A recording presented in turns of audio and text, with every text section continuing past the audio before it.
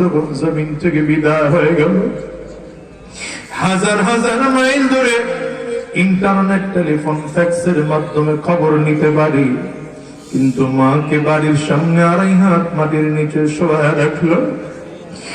আজকে বছর কি বছর হয়ে গেল, মায়ের কবরের খবর নিতে পারি না। দয়ার আল্লাহ,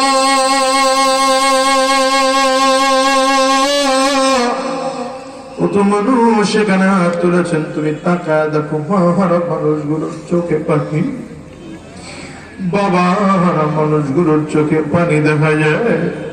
আয় আল্লাহ, যাদের আব্বা আম্মা জমিন থেকে বিদায় হয়ে গেছে, আব্বা আম্মার কবরগুলো জান্নাতের টুকরা বানায় দাও। যাদের আব্বা আম্মা বেঁচে আছেন, হায়াত বাড়ায় দাও আল্লাহ। আয় আল্লাহ, যাদের আব্বা আম্মা বেঁচে আছেন, বেশি বেশি আব্বা আম্মার খেদমত করার তৌফিক দিয়ে দাও। মওলাই কারীম, আমাদের মনে বড় ভয় হয়, আজরাইল পেছনে ঘুর ঘুর ঘুর ঘুর করে ঘুরে, কোন দিন জানি আবার মালিকের আদেশ হয়, আর কোন দিন জানি আজরাইল এসে সামনে দাঁড়ায় যায়। গুনাহগারের সামনে যখন আজরাইল এসে দাঁড়ায় যাবে, গুনাহগার তাকিয়ে তাকিয়ে দেখবে আজরাইলের পা দুইটা জমিনে দেখা যায়।